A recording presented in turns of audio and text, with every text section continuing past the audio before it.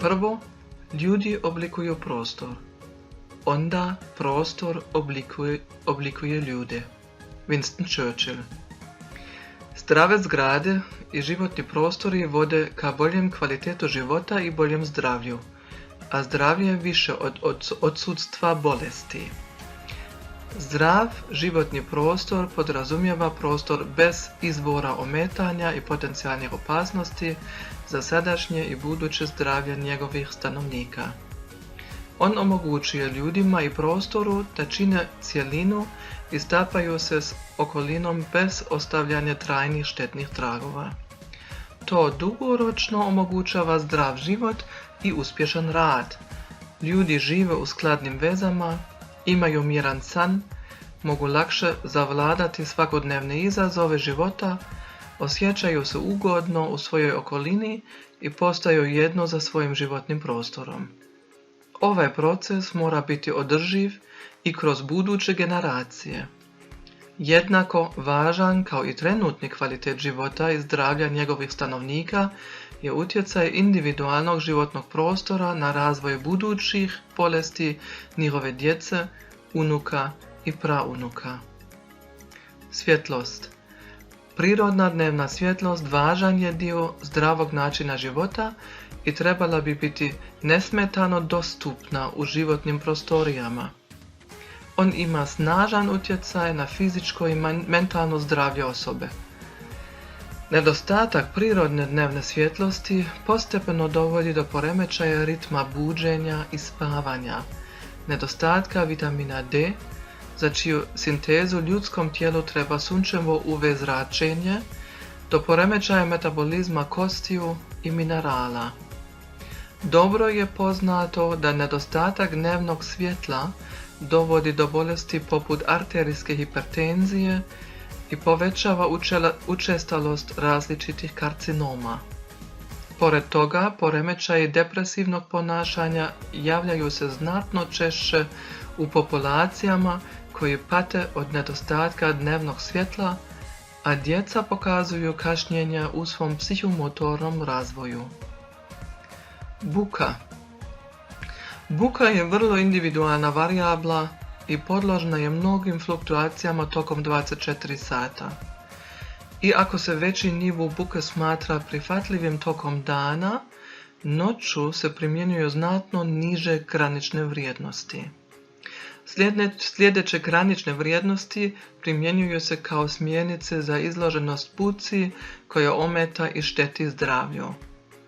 Poremećaj spavanja više od 30 do 40 decibela, smetnje u komunikaciji od 40 do 85 decibela, poremećaj koncentracija 45 do 85 decibela, vegetativni efekti između 60 i 85 decibela, oštećenje sluha više od 85 decibela. Buka u životnom okruženju može uzrokovati hronični stres i tako povećati rizik od kardiovaskularnih bolesti. Hronična buka iz vazdušnog, cestovnog ili željezničkog prometa u određenim vrijednostima povezana je sa povećanim kardiovaskularnim mobilitetom i smrtnošću.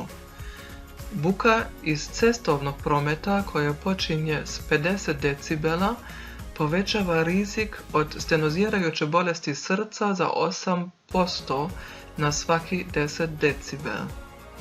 Noćna buka iz zaobraćaja dovodi do fragmentacije sna, povećanja nivoa hormona stresa i razvoja oksidativnog stresa. Ovi faktori pak mogu pogodovati razvoju vaskularne disfunkcije, endotelne disfunkcije i visokog krvnog pritiska, što povećava kardiovaskularni rizik. Plastifikatori. Industrija koristi vrlo različite supstance kao plastifikatori. U pogledu količine trenutno prevladavaju esteri ftalne kiseline niske isparljivosti. Diftalat i dalje se koristi kao plastifikator za PVC u velikim količinama i u mnogim svakodnevnim proizvodima. procijenjeno je da PVC koji sadrži DEHP djeluje teratogeno, znači dovodi do oštećenja ploda kod trudnih žena, kao i šteti plodnosti kod žena i muškaraca u fertilnoj dobi. Već godinama se ulaže napor da se smanji njegova upotreba. Važni izvori plastifikatora u unutrašnjem zraku i kućnoj prašini su građevinski proizvodi poput podnih obloka, rukohvata na vratima i prozorima pod uslovom da zadrži tvrdi ili mekani PVC, električne kablove, namještaj proizveden ljepljivom ili bojama koji zadrži ili su bazirani na ftalatne kiseline, obloge za kadu i tuš kabinu i zavjese za tuširanje. Sumnja se da plastifikatori u medicinskim uređajima kao što su infuzijske vrećice, plastični kateteri, cijevi itd. Uzrokuju srčane aritmije. Nalazi pilot studije za anketu Djeca i okoliš u Njemačkoj 2001. godine pokazali su da su neka djeca, uglavnom dječaci, premašili prihvatljivi dnevni unos DEHP-a. Dugotrajne studije o efektima na zdravlje ove djece, posebno na njihovo reproduktivno zdravlje, su u toku i redovno se objavljaju. U stvaranju zdravih i održivih životnih prostora treba izbjegavati plastiku pomiješano za plastifikatorima, posebno mekim PVC-om, a umjesto nje treba koristiti alternativne proizvode, na primjer izrađene od polietilena. Mikroplastika. Mikroplastika nastaje abrazijom umjetnih tekstilnih vlakama u dnevnoj garderobi i od kućnih tekstila, kao i raspadanjem plastičnog otpada.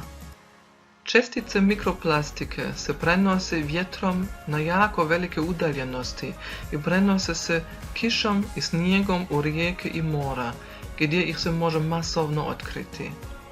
Mikroplastični čestici već su otkriveni na ledenim pločama na Arktiku i u industrijski flaširanoj vodi za piće. Njujorška studija potvrdila je prisustvo 325 čestica promjera između 6 i 100 mikrometra po litri flaširane vode. Čestice mikroplastike nalazi se i u hrani, na primjer ribi ili školjkama. Njihov ostatak u ljudskom tijelu i utjecaj na njegove funkcije uglavnom nisu jasni. Razlog tome je što nije lako otkriti sitne čestice u složenim strukturama ćelija i tkiva. Međutim, može se pretpostavljati da utisanje i oralno unošenje mikroplastike uzrokuju dugotrajna oštećenja i na taj način mogu biti uključeni u razvoj neurodegenerativnih bolesti, kardiovaskularnih bolesti ili čak malignih bolesti. Neke studije i istraživački projekti trenutno se bave zagađivanjem pitke vode mikroplastikom i njenim otkrivanjem u ljudskom tijelu. Pri stvaranju i održavanju zdravih staništa, jedan od prioriteta mora biti upotreba potpuno biorazgradivih materijalija iz obnovljivih izvora sirovina kako bi se nakupljanje nerazgradivih, potencijalno toksičnih supstanci u ljudskom organizmu svelo na minimum.